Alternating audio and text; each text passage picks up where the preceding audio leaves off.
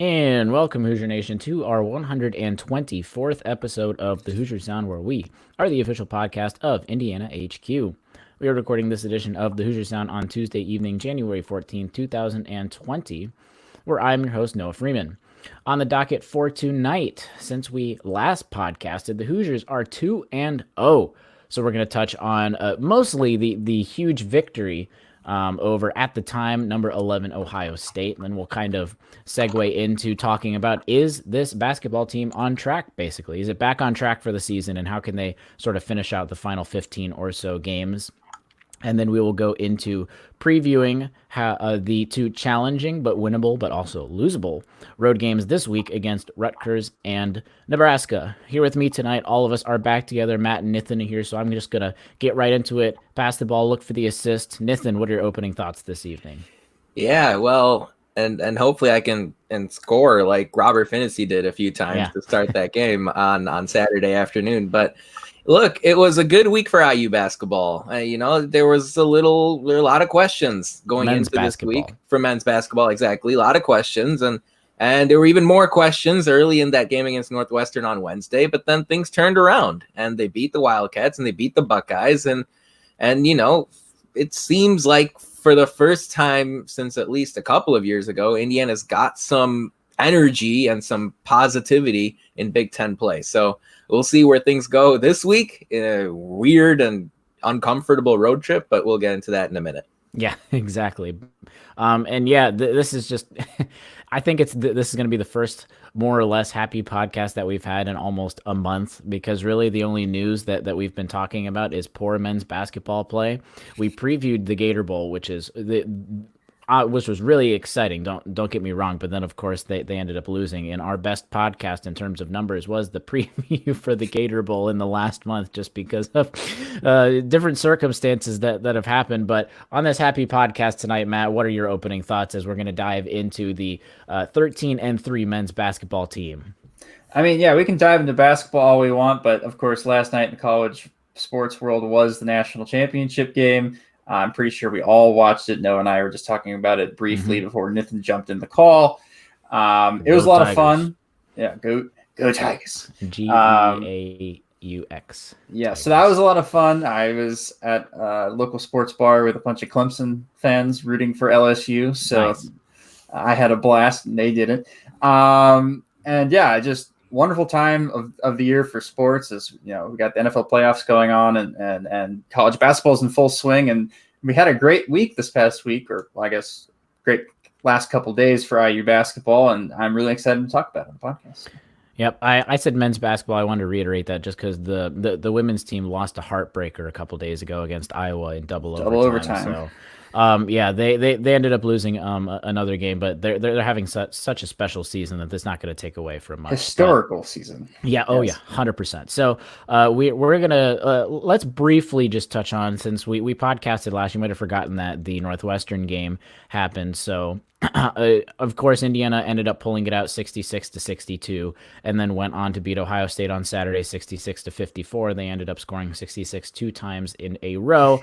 But let's just kind of culminate our feelings in one thought for the Northwestern game, and then we can move on to the more happy game, if you will, against Ohio State. And my quick thoughts against Northwestern was things had just been looking so badly at that point that all I wanted was. Now, I did say I wouldn't be happy with anything other than a double-digit point victory, but as the game went on, it of course, it had to slowly go into, all right, we just need to win, and we just need to see signs of some life, and that's what we did. We saw signs of life from that Hoosier team. There were longer periods of time instead of 2 or 3 minutes the entire game that the Hoosiers were able to put some good basketball together, and then your thought was, all right, they got the victory, thank goodness, just by the skin of their teeth. Now let's see if they can add, just extend those minutes of good basketball play as they go forward, and they did against Ohio State, and that's exactly what you want to see. So that begs the question. The title of this podcast is Indiana Basketball Back on Track, and we'll talk about the specifics if we think they're back on track yet, or if we still think there's more to see. But that's exactly what you want to see. A really poor performance against Maryland. Going into Northwestern, you got a lot more stretches of basketball play that at least left you promising and hoping that things can get better. Just hopefully that they will get better,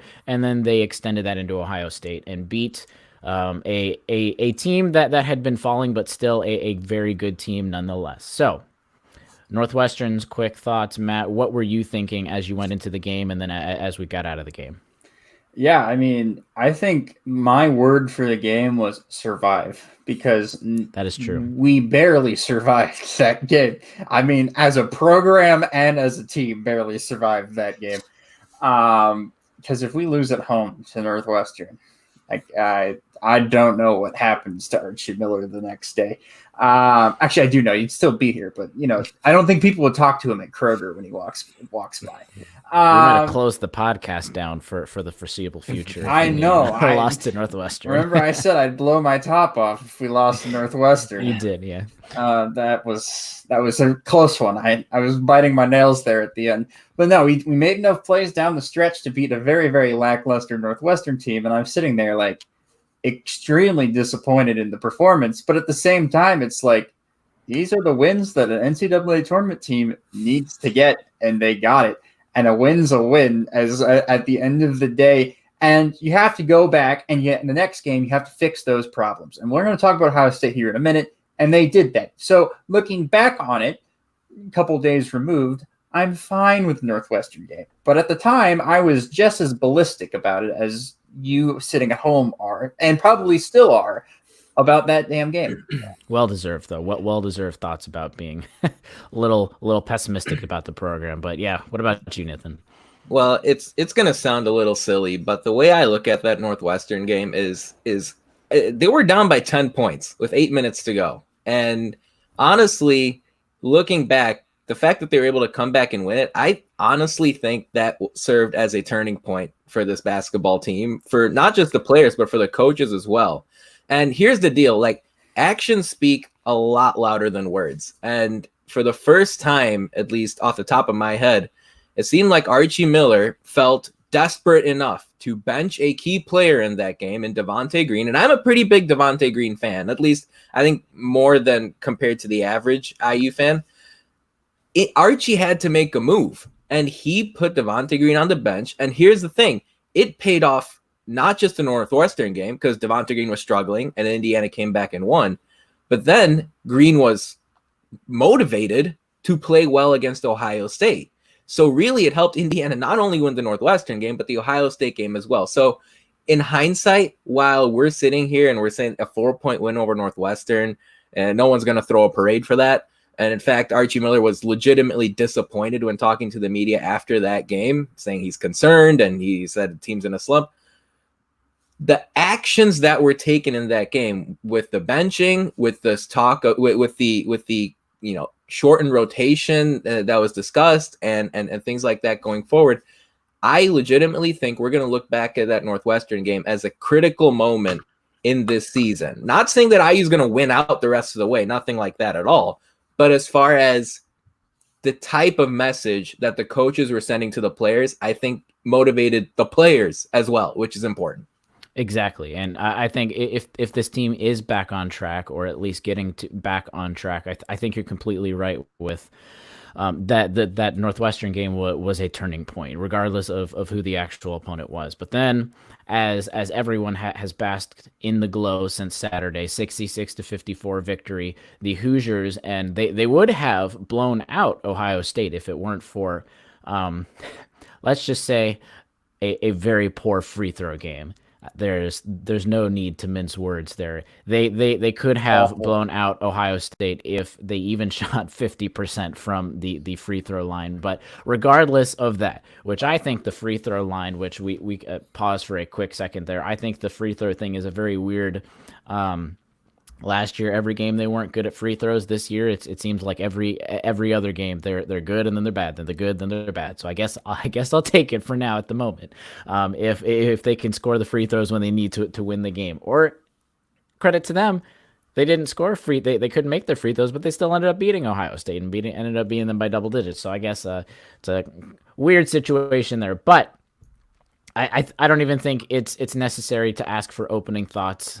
It's going to be the same thing. Everyone's kind of just a sigh of relief that we could see actual good play from this team from close to start to finish. Now we did have a debacle at the end of the first half, if you will, where they went on another scoring drought in the final 10 minutes, and at least from what I can say, it wasn't. Those scoring droughts have come at the last 10 minutes of the first half and the last 10 minutes of the second half. It seems like consistently, and at least it came in only one of the halves and not two of the halves, and the Hoosiers were able to close out. But I think, in my reason, I think that the Hoosiers were able to end up winning this game, and I think it came at the very beginning of the game. And I'm going to peel back my comment that I had from last Tuesday that I was going to say for Northwestern, and I'm going to move that to the game on Saturday, that my word was confidence. And I think when you came out and you had Rob Finney score 3 of 3 from beyond the arc, and just a guy that had not been able to score, let alone find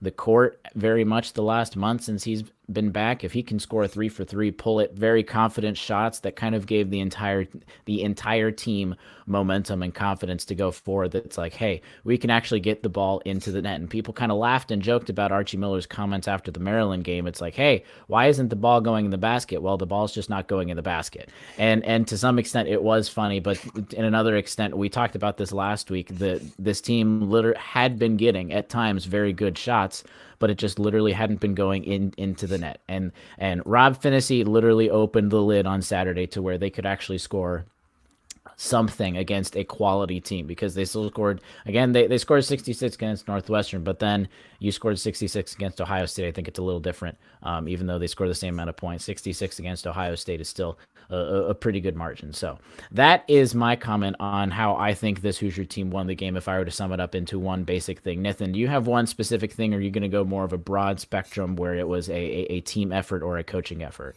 Well, I think mostly we can conclude that it was a team effort that would help beat Ohio State. But the one thing I'm going to focus on is going forward from now until the end of the season, the two players that Indiana's season hinges on are Robert Finney and Devontae Green. Because honestly, when you look at everyone else, we know Trace Jackson Davis is going to deliver on a nightly basis on both ends of the floor. We know what we're getting. Personally, to me, I just don't think Justin Smith is a wild card player anymore. I think we know what we're getting from him too. Like, we know we're going to get a few points, we're going to get a few rebounds, a few steals, and he's going to be there on the floor for 30 minutes or whatever. He is defensively, though. You have to give him a lot of credit defensively. You know what he's going to bring defensively. Yeah, and I'm not even saying he's bad. All I'm saying is, like, we know. I don't think the ceiling is that high, and honestly, I don't think the floor is that low with him. At least as we were looking at it compared to the season starting. Finney and Green are the two guys that, if they can bring it on a nightly basis, and Rob Finney's coming off of some injury, and Devontae Green was banged up at the start of the year too. If those two guys can bring it on a nightly basis, that elevates this team so much, because we've talked about guard play time and time again. If these two guys can bring it, whether it's against Rutgers and Nebraska this week or against top 15 teams that Indiana's going to play a lot of till the end of the regular season, that's going to be huge for Indiana. We saw that against Ohio State. It was Finney in the first half, Green in the second half. And as a result, Indiana beat a top 15 team by 12 points when they struggled from the free throw line and they had a 10-minute field goal drought. I mean, that shows you what kind of potential this team has. I'll expand on your comment and then agree and disagree as well. I think you could throw Joey Brunk into that as well. I think more or less, to some extent, you know what you're getting from him. I think it can fluctuate a tiny bit, but the ceiling for Brunk is not something greater, a huge amount greater or higher than we've seen already, at least, especially the past two games. Then I think Devontae Green, I think to your point that we need to see, the season will hinge or not hinge on him. I think I agree with part of that. I don't think we need him necessarily for every single game, because you saw at Northwestern, you don't necessarily need Devontae Green to end up winning. Enough guys can step up around him in order to help win the game. But I think long term, if you're going to end up getting into the tournament and trying to win at least one game, or if not go into the second weekend, I agree. He's definitely going to be a guy that is going to go forward. But 100%, like you said, Rob Finney is the guy. If we even mentioned this last week, and I think we talked about our words and dumbing it all down, and then we just said at the very end, it's like, to be honest, we could say all this, but if Rob's not playing well, the guy that's the oiling this machine, nothing's going to end up working. And he's the guy that we saw was able to come out. Not only did he score points, but he looked a little more comfortable. He looked a little more comfortable playing defense. He played 29 minutes, which I should look into it a little more, but I'm pretty sure that's probably the highest that he's played this season. And he looked just more comfortable, let alone scoring double-digit points, being the one of two players to score double-digit points this game. So. And being at the game on Saturday, I don't know if the TV cameras caught this a lot, but Finney was really fired up emotionally in the game as well. I mean, every time he hit a shot, he was pumping his fist. Every time he made a big stop on defense or whenever there was a timeout on the floor. Not saying he wasn't a real sort of emotional player before, and we could probably say that, I think a lot of IU fans wanted to see a little bit more out of him in that area, and they got it on Saturday. He really sort of assumed a leadership role on this team Saturday, and the team fed off of that. Yeah, it was 29 minutes. I'll butt in real quick. That was the most he has played this season. He played 26 a couple of times, but sorry, I'll let Matt talk for a second now. Sure. I mean, yeah, I've been sitting over here for a little bit. Y'all been talking, but it's usually the other way around. I'm usually the guy that talks a lot, and you guys are sitting there, so it's fine. But you guys talked about Joey Brunk a little bit, but I want to talk about Joey a lot because I thought Joey was extremely important in this game. Look, Caleb Wesson is one of the best big men in the Big Ten. Like he was there last year. He was there the year before. He was really good both last year and the year before that, and he's supposed to be even better this year. And he only had 12 points in this game. And most of his points came from the three-point line. And when he went down into the post, Joey made things so hard for him.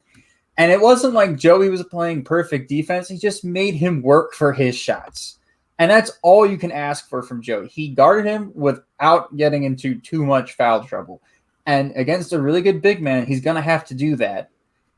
Like, night in, night out in this league. Because every team seems like has a really good big man. You got Kofi Cockburn at Illinois. You've got Oturu at Minnesota. If we want to talk about somebody who's really good and shooting up NBA draft boards, like night in, night out. You got Stevens at Penn State.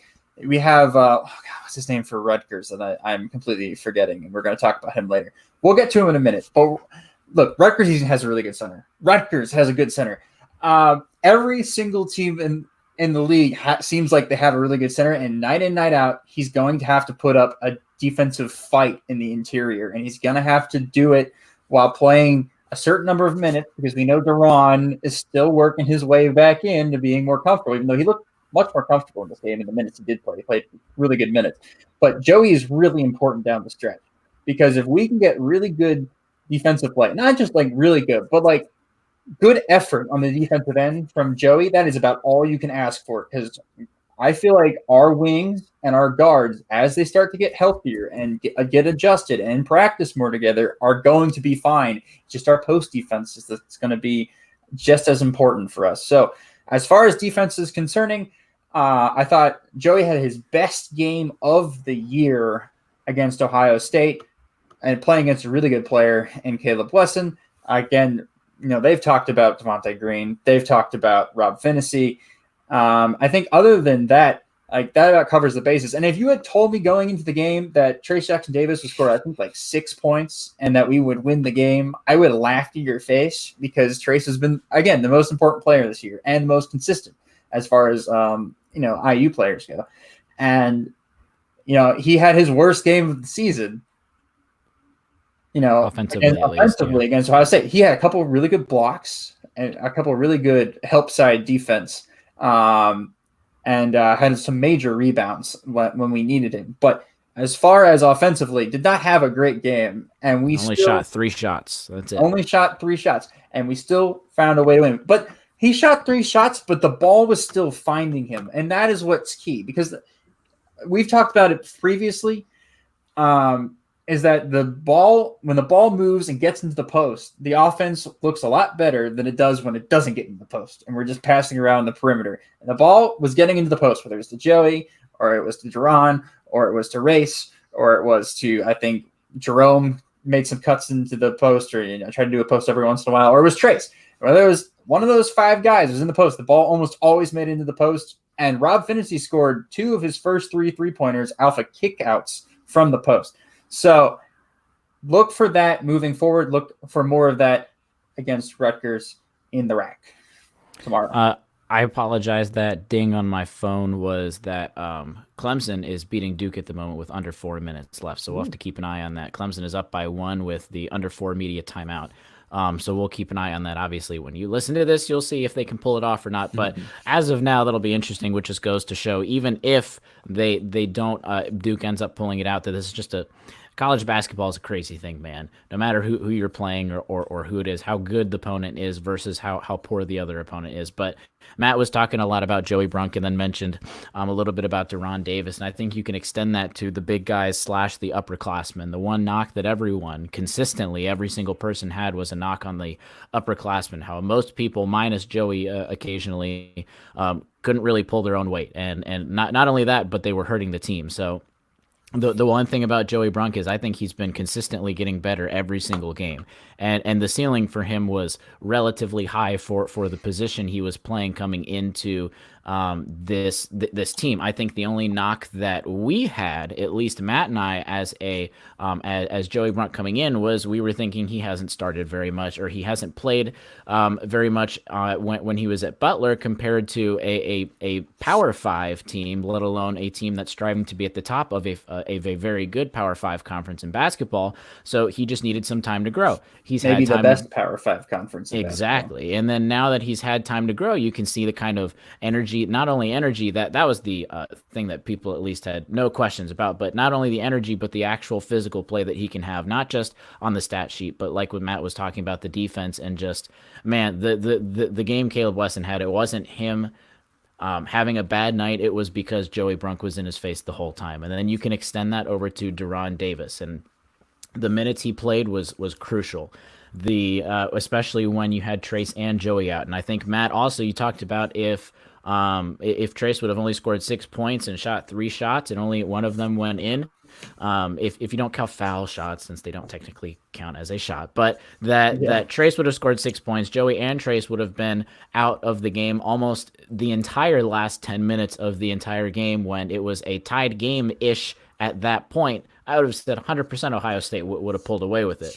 But the play from Duran Davis and Jerome Hunter, no, they didn't let up the stat sheet. I mean, you look at Duran, 11 minutes, 2 points, 3 rebounds, 1 foul. But again, the kind of defense that he played on Caleb just to help hold him and keep the team at bay, he didn't lose the game for them. Jerome Hunter, he's got some crazy shots. He's got some things he's figuring out with himself, his own body that he's figuring out after the injury, let alone figuring out college basketball itself. But he came in, and again, the same kind of thing that Duran was doing. He didn't lose the game for them. He helped spread the ball out. He helped make sure that they weren't a liability, so the guards could actually help try and extend this game, namely going over to Rob, but then at that point, Devontae Green as well. So this team, this was the kind of game that we talked about, this team being a Swiss Army knife, that you've got a bunch of players that can step up on any given night, and I think Archie is now officially said and showing that he's going to tighten the rotation, because he basically tightened the rotation today. It was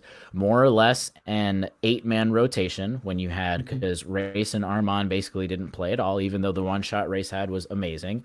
And it was obviously a forced 10-man rotation before that, with Demizi being out with an illness, but you wouldn't have expected necessarily that the people that stepped up to step up. So Nathan, what did you see at least from those big guys? And then if you didn't have anything else to cover on that, what did you see going into more of our strong or power forwards? Like, did you like the kind of play Justin had? Did you like how Race Thompson came in at the end? What did you see at least from those specific players to help Indiana beat Ohio State the way that they ended up doing? Yeah, as far as Justin Smith goes, I thought he was a non-factor against Ohio State. We'll see. Justin Smith might be important against Rutgers on Wednesday or Nebraska Saturday. We'll see. But look, to clarify, I think you mean non-factor as in he didn't hurt the team, but he didn't No. helped the team in an extraordinary way. He was, Right. I guess, average compared to the play on the court. I thought a lot of other players, like those that you mentioned earlier, stood out in a very positive way. And I'm gonna talk. The Race Thompson to me is an interesting player here because while I don't really consider Joey Brunk to be an upperclassman, I know he's a junior technically. Brunk is in his first year in this program. Tom at Indiana now for 3 years. This is his third season, and we're starting to see the kind of improvements and development that are really encouraging from Thompson. And no one's asking him to be a double-double a night, and that's unrealistic. But he's come in and he's provided useful minutes off the bench. And right now, as things stand, Thompson is the most productive rebounder per minute on this basketball team. You know, when he gets on the floor, he soaks up those boards. And then we saw him knock down a 3 against Ohio State. And, you know, I would not be surprised if he made an important contribution in another couple games coming up. So he's a guy I'm going to watch going forward. And I totally agree with what you said about Brunk, Matt. You could tell at Assembly Hall on Saturday, his defense gave the team energy. And again, Wesson scored double-figure points, and he hit a few threes. At the end of the day, you've got to look a level deeper than that. He made Wesson, like you said, he made Wesson work. He gave his team energy, and that contributed to Indiana's 12-point win. So, you know, big picture, what we've realized now, and maybe it has something to do with Archie benching Devontae Green on Wednesday, and then having a stern message sent to his team after that game. Everyone played with a heightened sense of urgency against Ohio State, and they didn't let a field goal drought get them down. They didn't let a couple Ohio State runs get them down, and they overcame all that and won. And that's why I believe that Northwestern game was a turning point. We'll see going forward this week, because Indiana's got to do it on the road if they're going to really solidify their spot in the field. Of course. And I don't know if either of you guys saw this or any of you listeners saw this as well, but apparently out there, Race Thompson, after that beautiful 3-point shot, which I love, by the way, just because he was the only guy within 10 feet, and you saw the look on his face. I don't want to shoot this, but I don't think I could pass up this shot that's this wide open. And I'm glad that he did. And apparently after that, I don't know if you guys heard or saw, he turned the Ohio State bench was apparently jabbing at the players all game up until that point, and he just turned to the bench and looked or pointed or something at them and stared them down and said, "Shut up," and just had some attitude. And that's a little bit more colorful than that, but yes. But that's the kind of energy and attitude we want to see, and that's when you're a fan or a coach asking for that kind of thing, you shouldn't have to say, "Hey, I want to see you guys fired up for a game," or something like that. But at least to the point where this team is at the moment and where their confidence had been shot, that's just another thing that you want to see these players getting back to. I want to see Duran getting back to someone like last year where a guy hit Romeo and he got knocked over and he went over and basically shoved him out of the way, almost could have gotten a technical because he was defending the team. The kind of team camaraderie that once they make a big play, you see the energy on their faces. You see how everyone lights up. You see it just growing throughout, not just the players, but the guys on the bench, the coaches, and everyone. And that Archie doesn't have to at least get too red in the face to where his gum will end up coming out at some point. We should definitely take grape flavored. Take virtual bets on when his gum will actually just fly out of his mouth at some point, because it has come very close to that at multiple times. But I do think we found a suit jacket that Archie's going to wear every time. Fun fact, he ends up changing some article of clothing. He never wears it after a loss, by the way. He always changes something. Usually it's a tie or something. I don't know. I don't know if you can get rid of a suit jacket every single loss in college basketball, but let's move into some of the guard play before we go into these two big road games this week. We talked about Rob a little bit, and let's focus a little more on Devontae Green. We've touched him here and there, but Matt, Devontae Green, as we saw, was benched. I think it was pretty clear the types of comments that we heard after Northwestern going into Ohio State, who it was, who those specific comments were focused on, and this is a guy. Comments. Yeah, you were pretty sure what was going on. Exactly. After that game. He's a guy that has, for the last 2 years in a row, sophomore and junior year, has responded extremely well to being benched. So what were your thoughts as Archie ended up benching him and the way he ended up responding. And do you think this is something Devontae might be able to carry, since the past couple of years we saw it at the very end of the season where there wasn't much game left? Do you think this is something that Devontae can hold for the rest of the season, or do you think we might see some more up and down play from him? I think a little bit of both, actually. It's not a very much a black and white situation, but you look in the examples from the past, right? You look at the past 2 years and when he's been benched and then when he's come back and played, he's been much better. Like not only just in the immediate game, but in the games following, as you just said. I remember his best stretch last year as an IU player came after he was benched, and then he had that great Illinois game and the great last game to finish the season off. And then he had a really good game against Ohio State in the Big Ten tournament. It just happened the rest of the team didn't have a great game. We ended up losing it. That doesn't matter to me. Devontae plays a lot better when he has to get into his thick head that he's not playing the right way, because I feel like he's a very cerebral player. He's a guy that just kind of gets in his head about things. Right? You could see it. He takes heat checks, right? Because he kind of goes, man, I'm on fire right now. I'm just going to take this shot because I think it's going to go in. And that's awesome. That's great. That's what you love to see, because if that shot goes in, the place goes nuts or goes extremely quiet. But at the same time, Devontae will take that shot and it won't go in. You're like, why are you taking a 40-footer when there's 3 seconds into the shot clock? And that's just kind of the player Devontae is. And you need to set him back, eventually right back on the right track. And I think last year that was done way too late in the season. I think Archie is kind of finally cracked the code and gone, he has a bad game. Okay, I'm sitting him until he gets that. If he doesn't play the way that I want him to play, he's not playing and he's not starting, even though maybe he deserves to start. And actually, maybe Devontae is better off the bench. Who knows? Because in his past, he's had his better games off the bench. And I do think that bring him in for a scoring punch at the first media timeout at the 4 minutes into the half, I think is where Devontae thrives. And if we can keep doing that and continue to put on performances like 19 points against Ohio State, he's going to continue coming off the bench and he's going to continue to be one of our more important players. And, you can play starters minutes, but not start. And I think this is really important with somebody like Devontae Green, where you can put out Rob and Al and see who's playing better out of the two of them, and then bring in Devontae and hope that he's playing well. And you can bring him in. You can have two guards on the floor for a majority of the minutes during the game who are playing really well. I think it's safe to say that 66% of our guards, between the three of them, will be playing good at some point, at some time during the game. Fingers crossed, you pray to whatever God you believe in. But that's what we're expecting. And we hope that Rob is back into his full capabilities. And then that takes off the burden from Devontae of having to be the playmaker. He just go out there and do what he does, which is make shots and pass really well when he needs to pass into the post and make timely cuts. And if he can do that and he can play within the system and play within himself, I think we're going to see a much more mature senior Devontae down the stretch. Yeah, Matt, and on that note, I'll erase any potential doubt there. Statistically, Devontae Green is considerably better when he comes off the bench compared to when he starts. I mean, just as a quick breakdown for this season, he's averaging 15 points per game when he comes off the bench, 9 points per game when he starts, and the minutes are the same.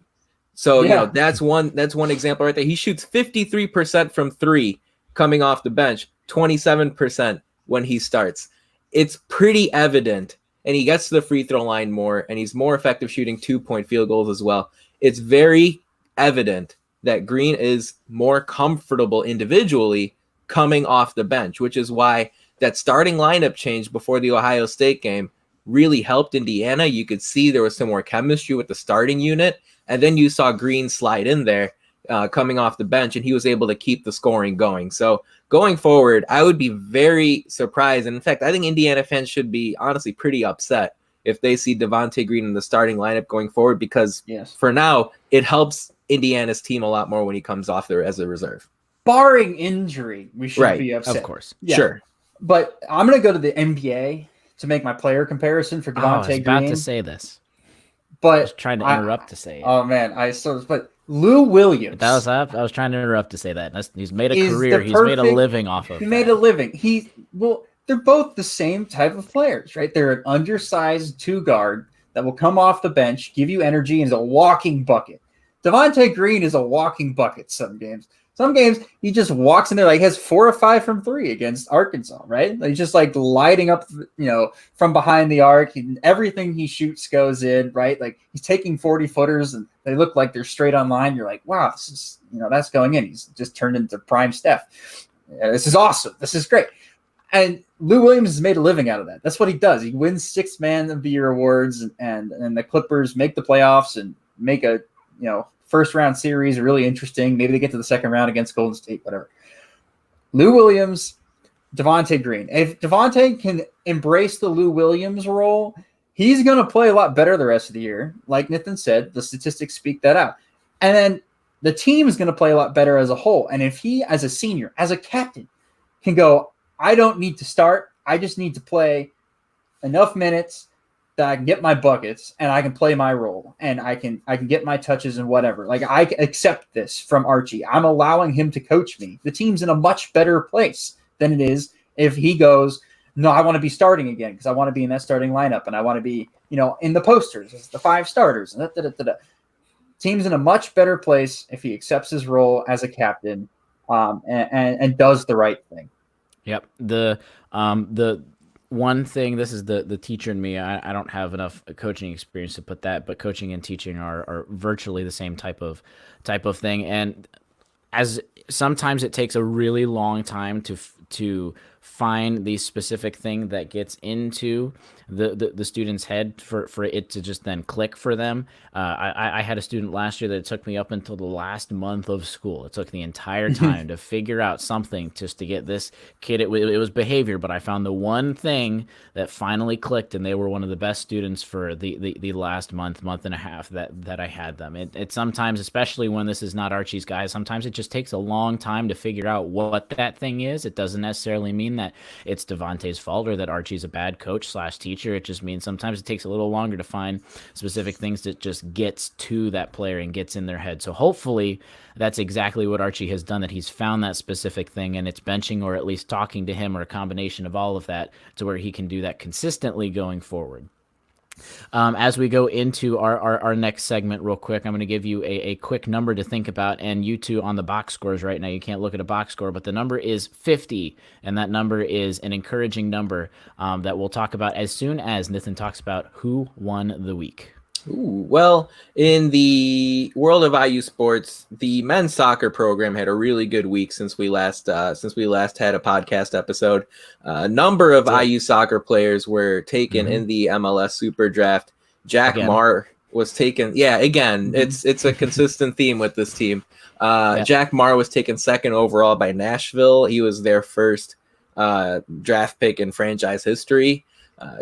Team. Right. Oh, exactly. Expansion team. There were a couple other guys as well, Joran Al-Invi and Simon Weaver, both taken in the Super Draft as well. So great job for those guys. The IU men's soccer program doing work again. Aiden Morris, he signed a contract with Columbus Crew after a year at IU. So a lot of Hoosiers going pro in men's soccer. I also wanted to give a shout out to Roger Saffold, who was on the field for the Tennessee Titans on Saturday, 100%. Paving the way for Derrick Henry. Saffold played at IU here about a decade ago. He's made a ton of money blocking people in the NFL. He signed a big free agency deal with Tennessee before this season, and he has been a huge factor in the Titans' playoff success so far in their wins at New England and at Baltimore, and you can watch him line up at left guard on Sunday afternoon against Kansas City as well. Yep, he was a casualty in the amount of contracts the Rams have at the moment. They just couldn't pay to keep him, so that's why he ended up moving. And now it's no surprise. Well, it's no surprise it's paying off for the Titans too, because the Rams ain't in the playoffs. Exactly. Yep. That number 50. Do you have a guess what that encouraging number is, Matt? Oh God. The amount of missed calls on IU during the last game. That's a great guess, Nathan. I think I know what it is without looking at a box score. I think it's the percentage Indiana shot from 3 on Saturday. Exactly. That's exactly what it is. And not only is that an encouraging number just because it's 50%, they made half of them, but I think it's just the amount that they take. They were 6 for 12. They didn't take too many 3-pointers. That's only one every few minutes, which is pretty good in the grand scheme of things, especially when the ball is actually finding the hoop itself. So that's hopefully an encouraging number that they can keep closer to that than closer to 0 or like 6%, like a specific game we won't go back to. But let's go on to basically, and we don't have to dive into too deep details, but the title of this podcast is Indiana Basketball Back on Track. And I'm going to pull up the poll that I sent out for this podcast, specifically asking you guys, the audience, what you thought is Indiana Basketball back on track. And I'll kick it off by saying I think they are in, I think we can preface all this saying just by the play that we saw last year and the play that we saw at times this year that, of course, is at some point there's a very, very good chance that the Hoosiers could fall back into a shell and fall apart completely. I think that is an option that we have to think about going forward from here on out, sadly, with this team. But I think they are definitely almost there with, like we talked about, the way they played with those stretches in Northwestern and the way they played against Ohio State. Just with the timing of this podcast, I think this week is going to be a huge week for them. They've got Rutgers, a game that is Rutgers is not a poor team anymore. They could easily lose to them and play well too, by the way, but is also a very winnable game on the road. It's more winnable than, say, at Michigan State, something like that. And then the same thing with Nebraska. At Nebraska, a type of game that they could lose, but is also a winnable game. So I think the play this week is going to really see if Indiana basketball is getting back on track. So Nathan, is Indiana basketball back on track yet? I'm not throwing a parade for that Ohio State win, not by any means, but I'm going to say yes. And the reason I say this is in what I saw Archie Miller do the last 4 or 5 days, from him benching Devontae Green in a desperate situation to changing the starting lineup to shortening his rotation the second half against Ohio State. All of these are indications to me that this won't be the same as last year. And again, Indiana had their biggest top 25 win against a Big Ten team under Archie Miller on Saturday. It's one thing to do it in non-conference play where it's a one-off matchup like Florida State was or like Marquette was last year. When you face these Big Ten teams repeatedly and they know your system and they know the guys they're going up against, this was Indiana's most impressive Big Ten performance in a couple of years. I think that's going to translate to more wins in Big Ten play coming up. On track to me means they're making the NCAA tournament. Yeah, and I think that's where they're going after that win on Saturday. I'll add quickly to that too that Indiana has not played Ohio State very well in recent matchups. They've lost 4 or 5 out of 6 of their last games. So, which again, more credit to them with the performance they had this past Saturday. Matt, is Indiana basketball back on track yet? Yeah, we've been on track. I think, what are we, 13-3? Yeah. If you told me you're 13-3 at this time, I would have told you that's exactly what I predicted we'd be. And this is where I thought we would be. I think it is. Yeah, it's exactly where I thought we'd be. I think it is what you predicted. It's exactly what I'm predicting. It's just some of these games have been less than beautiful to watch. And that's the concern, right? It's like how they played was very concerning or frustrating until Saturday. Yes, but the results were there. Whether it's concerning or not, we're beating the teams in front of us. We beat a top 10 team now that was in Florida State. Florida State's a top 10 team.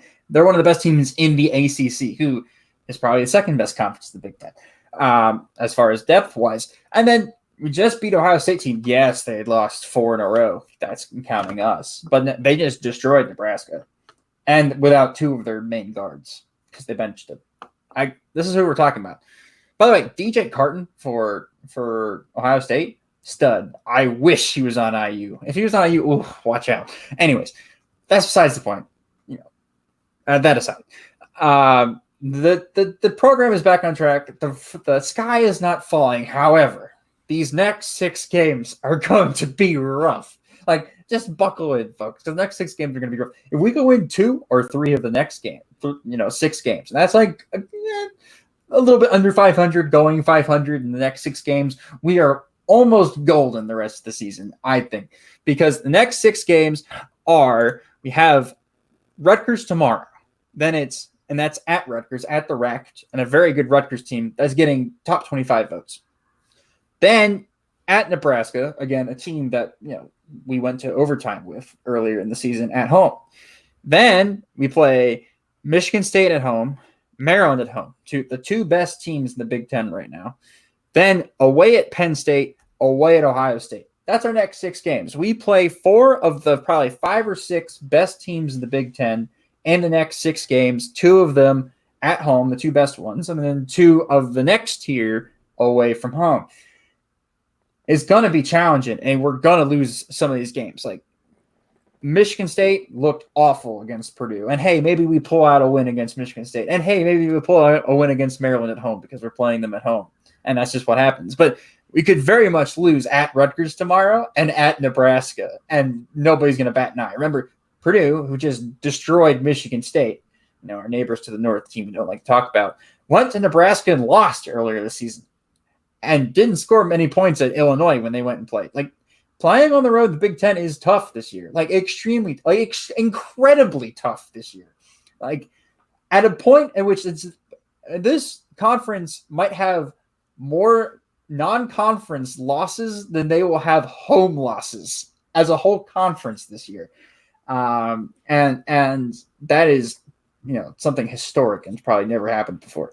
So, yeah, it's just, man, it's crazy. This conference is nuts, man. Well, and to tell you this, the schedule, you talked about 6 games, Matt. It doesn't get easy. After that, you've got Purdue, you've got Iowa, you've got road games at Michigan, at Minnesota. It doesn't get any easier at all. Honestly, we talked last week about how the 2 home games last week and the 2 road games this week were the opportunity to fix things. And Indiana seems to have done that, which is why I'm saying they're back on track. Again, after the rest of the 14 games, I think it's 14, maybe 15 games Indiana's got on their schedule, they might not win more than half of them. And if they don't, it's not the biggest shock in the world. But all in all, I think we can all agree 20 is the magic number. If they get there in this conference, they're going to make the NCAA tournament. Yep. During Matt's 10-minute monologue, Duke ended up going down. Clemson was the victor. So it's just more proof, even out of conference, that home court is very, very important. And you can't lose those home court games. But Matt, who is your social media shout out of the week? So for social media shout out, it's not an IU account this week. It's not an IU player, but on January 11th at 8 a.m., a tweet went out from Bruce Feldman. It said, source, Kevin Wright, the former head coach at Powerhouse IMG Academy, is expected to join the Indiana staff as tight ends coach. Wright is a well-respected coach, has deep ties around the state of Indiana, and figures to provide a big boost in Hoosiers recruiting. Now, that last sentence is what I want to talk about here. Well, actually, I want to talk about the whole tweet, but emphasis on the last sentence. Kevin Wright, if you don't know about Florida high school football, which if you're from the state of Indiana, I don't blame you. IMG Academy is one of the best high school teams in the country, if not the best high school team in the country. They have on their team right now 3 5-star recruits in the current class. That's 3 on the same high school team. Then they have 1 next year, and then a couple the year after, and then even more the year after that. There's only like 40 or so per class for 5 stars. They don't give very many. 3 of them are on the same team. This place is a hub for talent in Central Florida, in and around the Orlando area, is a hub for really, really talented football players. And this guy was the head coach of what is the closest thing to a college football team, and is coming to Indiana, and is going to be our tight ends coach. Who has Peyton Hendershot's great, and he's going to have an awesome time with him. But what even more importantly than that is that Peyton Hendershot is there, which means he doesn't have to be at every practice because Peyton's been through 3 years of practice. I bet he probably can do practice in his sleep at this point. So he's going to be able to go recruiting. And this is a guy that has, been there with 5-star recruits from their freshman year of high school to their senior year, gotten them to places like Clemson, Alabama, LSU. Like, these are the teams that are going and knocking on the door of IMG Academy. Like, please let us in. We want to talk to your guys. Kevin Wright was that head coach. He's the guy that sits down with their parents, and the parents are like, why isn't my kid, who I'm paying about $1 bajillion to go to your private academy to play football, why isn't he getting minutes? And this is the same guy that is in charge of that. He can go and sit on those same parents' couch and be like, you should send their kid to Indiana. Like, look what Tom Allen's doing. Look what's happening here. This is the guy that we have, are possibly are getting in Indiana, and this would be huge. There is not a team in the country that wouldn't hire this guy for an assistant position. I mean, Alabama, Clemson, LSU, all the teams you see in the playoff would hire this guy in a second if they could, because he is going to be a recruiting mastermind. And not only that, he was a head coach in Indiana for a couple of years as well, with a couple of small high schools, and Carmel High School and Warren Central High School in Indianapolis. Small football powerhouses in Indiana. It's a huge win if we can get him for Indiana, and we're going to start seeing our names put into recruitments that we would have never thought of, 3 years ago when we started this podcast. So he's not an offensive coordinator, but it's basically the splash hire that Kalen DeBoer was for the offensive coordinator position. And I don't even think we need to see results to know that is a fact, basically. So as you can tell, Matt is very excited, because that's probably the longest social media shout out that he's ever given. I'm so excited. As it should be. By the way, that the tweet that I put out, at least as of now, the majority of people say need more time for Indiana being back on track, which is totally okay. I to some extent, I definitely agree with that. And then the second number is people say yes, they're back on track, and then 6% say no, wait for next season. And if you're waiting for next season, maybe you should rethink your fandom, because if you've already blown away this season, this might not be the thing for you. You might find a different hobby if you've already thrown the season away in early January. But yeah. Okay, let's get into some quick, and we're not going to do a full deep dive of these previews. We've got previews coming up on our website, really great previews. If you guys haven't checked them out, we give them shout outs every week. We wouldn't give them shout outs if we didn't think they were quality material. But tomorrow we got another Wednesday game right after the podcast, Rutgers at 7:00 p.m. And it goes to show you how much better this Rutgers team is. 12-4 right now. The ESPN matchup predictor has Rutgers basically at 69-70% as winning over Indiana. And this is an Indiana team that, again, has 13-3. They've beaten 2 ranked opponent teams. And it just also goes to show you the road environment, how crucial that is in the Big Ten at the moment. And right now the spread at the moment is Rutgers by 3.5. So Nathan, do you have a 60-second or 2-minute preview of what we can see from Rutgers tomorrow? Sure. I mean, look, Ken Pom right now has Rutgers ranked higher than Indiana. So, that's a pretty general indicator that you can use. Indiana is, it's neck and neck, but right now Rutgers is favored by more than Ohio State was favored to beat Indiana by on Saturday. And that just goes to show you, like you said, the home court difference. When you watch Rutgers tomorrow, it's going to be a real grinded out type of game. They're a team that's focused more on defense. They don't shoot many threes. They don't play very fast. So they're going to slow it down, especially since it does not look like their upperclassman guard Geo Baker will play. It looks like he's going to miss the game, continuing a stretch of missed games for him. I don't think I saw anything official, but I think all indications are he's not going to play. So again, even though, but he hasn't played for a few games for Rutgers, yet they've been able to win a number of games in a row, 6 in a row. And their loss on Saturday ended that streak, but it was a 3-point road loss at Illinois. I don't think anyone's pulling their hair out over that. In the meantime, without Baker, they've got a couple of interesting players. Ron Harper Jr., he's a guard. He's a sophomore. If the name sounds familiar, his dad was a player on the NBA Finals Bulls winning teams in the 90s. He averages double figures per game. He's a versatile guard. They've got a number of other players too. Miles Johnson's a sophomore center who can be a big dude, athletic guy, effective on both ends of the floor. One person I would like, that may not be a real well-known name at this point is Jacob Young. He's a guy who comes off the bench for Rutgers. He's a transfer from Texas who sat out last year. Young comes off the bench. He's Rutgers' version of Devontae Green, essentially. And when he's on the floor, he gets the ball. His usage rate is really high when he's on the floor. And against Illinois, I believe he scored 16, even though his team lost. So he's a tricky guard. He's a tricky person to defend, so just keep an eye out for him. This is not going to be a work of art, a high-flying NBA-type masterpiece on Wednesday night. It's going to be a slow and steady and deliberate game. I don't expect either team to hold more than a 6 or 7 point lead at any point. I think it's going to come down to free throw shooting at the end. And if Indiana wants to win this game, they're going to have to turn that struggles around that they've had the last 4 games. They were really fine up until about a few weeks ago, but then the last 4 games, they're hovering around 50%, and that just cannot happen on Wednesday night. Nope. Then Indiana travels to Lincoln, Nebraska on Saturday the 18th. And again, another 7 o'clock game. Both games this week will be on BTN. Of course, this is the first opponent that we will see for the second time this season, as Indiana played Nebraska earlier and won 96-90 in overtime at home. But as they travel on the road in Nebraska, both teams I think have changed.